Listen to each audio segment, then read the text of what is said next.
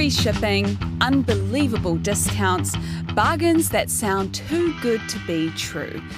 Because they probably are. Well, there's a dark warning ahead of tomorrow's Black Friday. For one thing, some online offerings in the name of the mega sale are nothing more than a scam. Kiwis lose millions of dollars every year to online scams. In the third quarter of last year, cybercrime cost Kiwis more than $6 million. New Zealand Post is reminding customers that it does not hold or process Facebook Marketplace payments, with a new scam doing the rounds on the platform. December. The tinsel is out of storage, trees are being put up, and shops are launching their enticing festive deals. But with shoppers gearing up for a month of bargain hunting, NetSafe's Chief Online Safety Officer Sean Lyons says it's also the perfect opportunity for scammers to strike.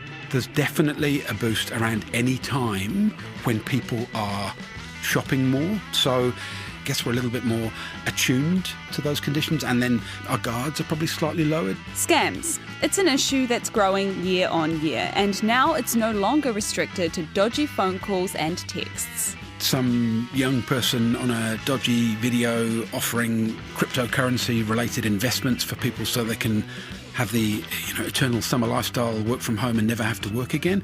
Those aren't aimed at nanas looking for princes. That there are scams aplenty for any type of person. And in an era where the internet is quickly becoming the preferred way to shop, experts are warning the financial loss through these scams could be huge. It's definitely in hundreds of millions, maybe more. So we think the figure is likely to be staggeringly high. Kia ora, I'm Davina Zimmer, and today on The Detail, what to do if you've been caught in the net of a fake website. My first thought upon realising what had happened was, I'm such a fool. And the number one advice I always give when I speak to scam victims or when I go out and give people advice around how to avoid scams is please don't blame yourself, but it was my default. That's Jessica Walker from Consumer NZ, and we'll hear more from her later. But first, a look at the nuts and bolts of these scams. On Monday, Avast released its latest research identifying nearly 80,000 websites posing as genuine retailers, targeting shoppers of well-known brands like Pandora, Zara, Swatch and H&M. So what exactly are these websites, and how are they fooling people into handing over their hard-earned dollars? Here's Sean Lyons from NetSafe. Broadly, what we're talking about are places on the internet, on social media even occasionally, that are set up with one intent and purpose only, and that's to defraud us, to make people part with their hard-earned money in return for absolutely nothing at all. Now, that might be a place that's offering a service, cleaning your house or cleaning your computer, or it might be a place that you go to buy goods. It might be sneakers, it might be a car, could be just about anything. But the thing that has in common is that when you transact with these places, you're not going to get what it was that you expected. You are going to lose your money and you are going to lose personal information at the same time. It's really hard to quantify because a part of what's happening increasingly is the speed at which these things come up and go down. A long time ago, you could probably find a scam website that existed for a period of time where they tried to get as much out of somebody as they could, and then they might get caught and taken down. What we see more regularly now is a scam that's designed around a kind of quick hit. So people might be contacted by email or by text or whatever mechanism it is. The scam site itself might exist for a day or 2 days, be up and gone very quickly. So in terms of quantifying the numbers of these sites, they are almost impossible to do. In terms of quantifying how often people are impacted by these things, that's not, unfortunately, so hard to do. And the numbers are really quite significant. We take 14 or 15,000 reports of scams a year, and after credentials phishing, information scamming, it's probably the most reported type of scam. We did some research last year and the year before with the Global Anti-Scam Alliance. They've estimated that it could be as much as over $2 billion worth of loss to New Zealanders. That's a pretty significant chunk of our GDP. Most people will be familiar with the out-of-the-blue text telling them the parcel they didn't order will be arriving shortly. What people might not be as familiar with, and what is becoming increasingly more common, are fake websites operating as an outlet store for mainstream brands. It's a concept some stores use legitimately to get rid of end-of-season stock, but it's also being imitated by scammers to take people's money. And they're doing it really well. Slight modification to the address, the adding of the brand or the adding of New Zealand, throwing in something that looks very real. They're putting a lot of time and effort, I guess, into creating these versions, but they're putting a lot of time and effort into it because they are profitable endeavours for the criminals. There's definitely a boost around any time when people are shopping more. So Black Friday and Cyber Monday, there is probably an increase in the number of reports that we see, and then there's probably an increase in the proliferation of these sites themselves. I guess we're a little bit more attuned to those conditions, and then our guards are probably slightly lowered. We think scammers are relying on the fact that people might not be able to check with the legitimate business how real it is, or check in with family or colleagues to see just, is this something I should be engaging in? Which would explain why we are seeing this issue getting more media coverage, more advertising attention at around this time of the year, because obviously we're approaching Christmas time. Yeah. And with that increased media attention, there are a few terms that I've come across that seem a bit foreign for me, and maybe our listeners have never heard of them. So the first one is malvertising. So malvertising is taken from the French word mal, bad. It's advertising that is not what it says it is. So video ad, maybe slightly, often very doctored, of a celebrity or pictures of celebrity saying, I've made a whole lot of money out of doing this, you should come here. So they are adverts by all intents and purposes. They're pushing you towards a product or a site to purchase something, but it's not an honest advert. They will purchase these advertising spaces on social media or on a number of different platforms, and they will be there for a while. They'll rely on people seeing it, going, wow, that's me, I really want that. Click, send the money, and disappear. And then the second one is adware. Adware is kind of, again, adverts or software services pretending to be one thing, but actually just hiding a kind of payoff of some description. So they might be pertaining to be a kind of research-backed idea. It might be a leading researcher, or it might be a celebrity that's saying, I think you should engage in this product or service. That's an adware. It's really just something that's hiding a product or service that you probably don't want.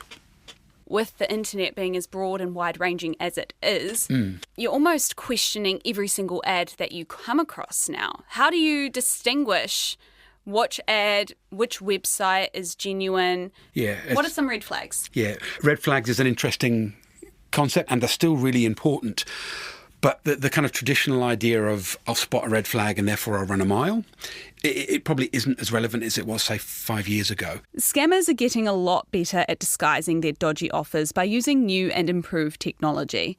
Jessica Walker, who you heard earlier and who's the acting head of research and advocacy at Consumer NZ, says just a few days ago the Australian Competition Commerce Commission reported that online shopping scams accounted for 50% of the fraudulent websites it had taken down in the last 3 months. They run that Australian National Anti-Scam Centre. And one of the things that they offer is a one-stop shop for people to report suspicious websites. And what they've said in the last few days is that once a site is reported, obviously their team investigates it to see if it is legitimate or not. And if they find that it is in fact a scam site, then it's taken down within an average of 10 hours from the time it's first reported. Having that one-stop shop would make such a difference. I know from my own experience, and also from talking to so many scam victims here, it's really hard to know where to go. And especially when you do have a near miss, people don't have the time to go looking for where to report it. So they don't report it, which means that more and more people are at risk of being harmed themselves. Because we don't have this kind of one-stop shop in New Zealand, Jessica says it's tricky to keep track of the number of scams circulating and how much money people are losing to them. Nobody knows exactly how much is being lost. So you'll hear figures being bandied around from around 200 million to recently a NetSafe report came out with, I think it was about 2.3 billion, could have even been 2.4. And obviously there's a heck of a lot of people who don't report their scam experience for a whole host of reasons. So we don't know. It's definitely in hundreds of millions, maybe more. It's common for people not to report these scams out of embarrassment. But Jessica says it can happen to anyone. It's even happened to her. I guess, ironically, the day before it happened, I'd been out speaking to a group of retired professionals, giving them advice about how to avoid being scammed. And then the next day, I was scammed myself. What happened was I was looking for a birthday present for my son, He really likes these mystery football shirts, which are all the rage with young football fans. And I bought him a shirt from a site, which I thought I had used before. It turns out I hadn't. Placed the order. And I was actually doing it on the train on my way into work. Like so many people, I've got a million things going on in my head at once, working full time, young family, the pressures of modern life. And that makes me a walking, talking target. The minute that I bought the shirt, I realized I paid on Google Pay. I was on the train. It was one click. I thought, this is going to be easy. It had auto-populated to my old address. I thought, okay, that's annoying. But I thought, just to avoid any confusion, I'll email them and say, whoops, sorry, please can you change the delivery address to match the billing address? And that will be that. I didn't get a response. And I thought, okay, that's a bit weird. So I left a couple of days and I followed up with another email and I said, look, this is my order number. I would just like confirmation that you have received it, that it's going to be diverted to the correct address. Still nothing. And I thought, that's a bit weird. Now, one of the pieces of advice we give to people is before you place an order, have a look for a contact number as well as an email address. Now, there was no phone number for this site. So I headed to their socials. I checked them out on X, formerly known as Twitter, sent them a DM on there that went unresponded to as well. I checked their Instagram. They had 150,000 followers. And I thought, oh, surely that means they're okay, even though deep down I know better than that.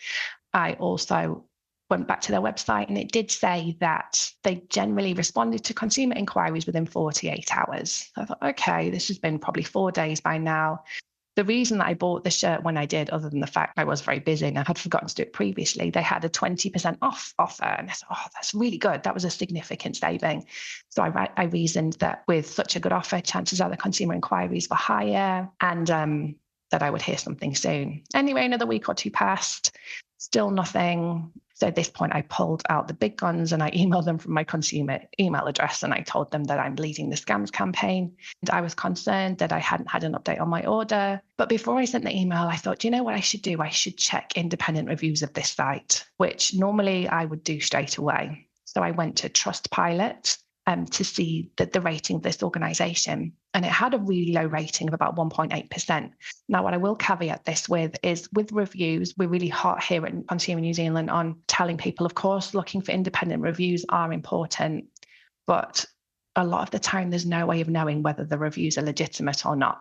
And so you always have to have your wits about you, sadly. But on this occasion, the reviews were definitely not good. And that's when the penny dropped for me that actually the previous year when I bought my son the same gift, a mystery football shirt, I had nearly placed the order with the same site. I had gone to Trustpilot at that time, seen the awful reviews and decided not to go ahead with the order. But what I had done is I put my email address in, which meant that over the last year, I'd been receiving lots of marketing from this company. And so when it was time for me to purchase his shirt this year for his birthday present, that was sitting right at the top of my inbox, along with the discount code. And that is what sucked me in, if you like. And so when I realized this, I included that piece of information in the email. I said, I've checked your independent reviews. I believe you've been scamming me. Still nothing. So you've never heard back from them? No, well, kind of. So then what happened was I waited until it was about 4 or 5 weeks. So exactly how long it would have taken if they had packed and dispatched the order, the latest day I could have expected to receive it. And then I was ready to contact my bank and told them what had happened and ask for a chargeback. Now, on the day I was going to contact the bank, I received an update on my order in my Gmail that said, the package is ready to be dispatched. Click on this Royal Mail, so that's the UK postage site link, and it will update. Anyway, that has been the same message for 50 days now. I think it's fair to say this product is not coming. Jessica contacted her bank to try and get her money back. For her, the process was relatively easy and ended successfully. But that's not always the case. As soon as someone hands over personal details, let's say an email or mailing address, to a website that turns out to be a scam, a purchase is seen as an authorised payment, meaning trying to get your money back isn't straightforward. You're putting yourself at risk. I know that a few years ago now, myself and my mom and my in-laws, we all bought tickets to go to a theme park, and all of our card details were skimmed by the company. It was a fake company that was selling the theme park tickets. we did get our money back. But you do need to be really wary. I think knowing about the bank chargeback is really good, but that's not to say that we should just take for granted the fact that, if we make a mistake, we'll be okay. I was really lucky that the bank did reimburse me, and so far it looks like there's going to be no further repercussions, but there will absolutely be sites out there that could be harvesting that information. And then who knows what happens next, or whether the next step would have been a call from the bank saying, you're not really my bank, but, somebody impersonating, because I've given them pieces of the puzzle at that point. It seems that these too good to be true Black Friday deals and Boxing Day bargains are just one part of a much larger and flourishing scam industry. So what do those on the other end get out of it? Here's NetSafe's Sean Lyons again. Unfortunately, they get an awful lot of money. Yeah. It is big business. There are individual scammers out there. I'm sure there are people that sit in a room somewhere, which is probably the picture lots of us have. Somebody sitting, coming up with an idea and then scamming people. I think those people do exist, but we also are pretty sure that there's a lot of this stuff is basically organised crime. It's a big enough marketplace, unfortunately, now for people who would run all sorts of other criminal enterprises. We see communications backwards and forwards between people and scammers, and sometimes you can see in the writing that it's more than one person. So it is big business. It is lots of money. There's great value just in the cash that people will hand over, but there's also real value in the information that people give whilst they are transacting around that. So we're likely to be giving over our name, our address, because we want it delivered to us. We're probably giving away some kind of financial details, credit cards, those kind of things, all sorts of other information that they might convince us that we need to give them as part of that transaction. Now that information on its own has a real value. So it's not just the money they're getting from us, it's all the information that we give up that's then used to convince us later on or sold to somebody else that wants to use that information to scam us in some other way. What are the laws around online scam websites? It's pretty clear-cut if all of the actors are in New Zealand. If somebody is scammed out of money by a person that's in New Zealand, then that's fraud. It's a crime, it's prosecutable, and the police will prosecute. The problem is that in the majority of cases, the vast majority of cases, both parties are not in New Zealand. The ones that we see, obviously the victim or the target of that, they're likely to be in New Zealand, but the person on the other end, now that might be on a .nz website, but that doesn't mean the person's in New Zealand, and often they are not. They are not inside New Zealand, which means you're now into a situation of what people call transnational crime. So the victim is in New Zealand, but the person that created that harm is in a completely different country. You don't know very much about them. They will probably, almost definitely, have sort of covered their tracks, obfuscated who they are. The complexity that goes on behind those mechanisms is huge. And being able to find somebody, even if you could find somebody, often the countries that they will establish themselves in or the countries that they will operate out of, they choose those countries because the law around what they might be doing is probably a lot greyer in the country that they're operating in than it is here in New Zealand. As Jessica mentioned earlier, there's no one-stop shop for victims of scams or any near misses. While NetSafe can record dodgy websites and give advice, they don't have any power over taking these websites down. One organisation that does have that power, at least where .nz websites are concerned, is the Domain Name Commission. And here's something that might surprise you. Just because it says .co.nz doesn't mean you're dealing with Kiwis. To have a .nz domain name, you don't have to be located in New Zealand or a New Zealand business. They are available globally. This is Domain Name Commissioner Barbara Pearce. We work in various ways with a number of government, regulatory and other agencies to try and disrupt the various types of abuse and malicious use that you see on the internet insofar as it relates to .nz. .co.nz is a domain name that websites can apply to have. It's one of 9 variations. You may have also heard of .org.nz or .ac.nz that's used by universities. The most recent one to come in is the very simple .nz. One of the main reasons for having one of these domain names is to make a website more available and accessible to people in New Zealand. Anyone can apply to register a .nz domain name, provided they're an identifiable individual over 18 years or a lawfully constituted entity.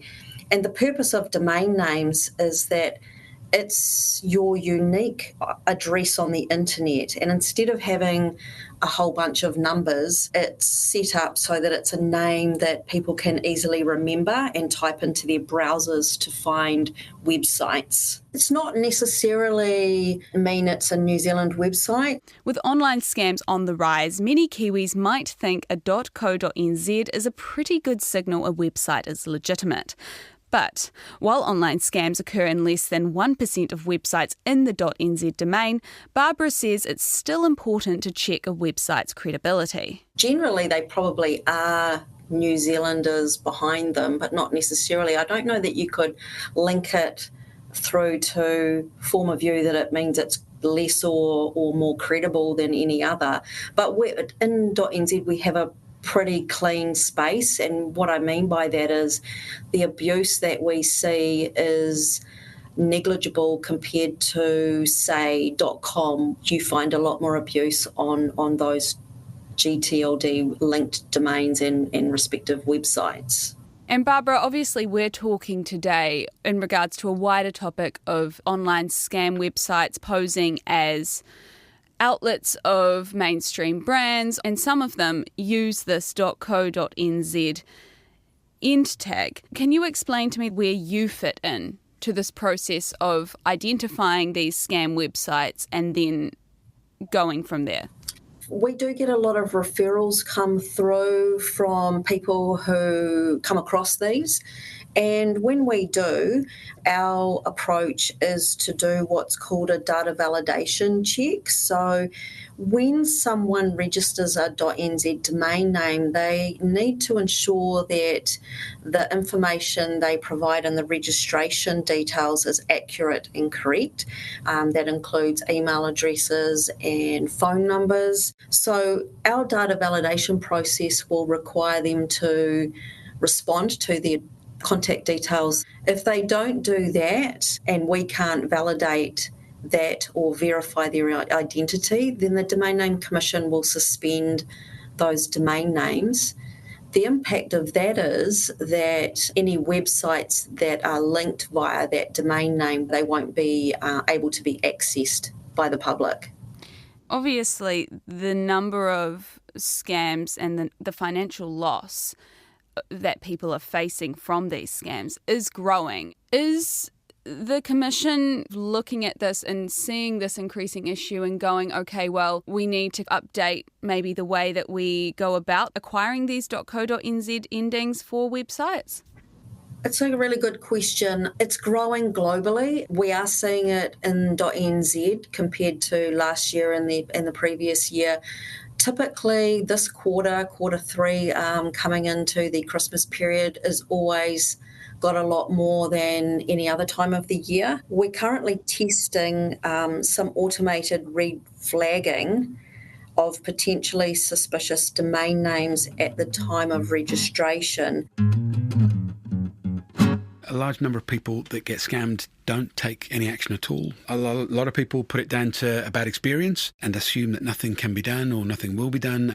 A lot of people don't report it because they feel embarrassed. If you have been caught out and you're aware of it, report to whatever payment mechanism you've used and let them know that you've been defrauded. With most of those services, there's a period where there's a possibility that some of that money can be recovered. If we don't report it, then the money's unlikely to come back, obviously.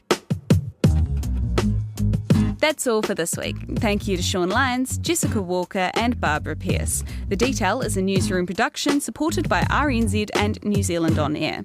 This episode was produced by Alexia Russell and engineered by Alex Harmer. I'm Davina Zimmer, ka kite anō.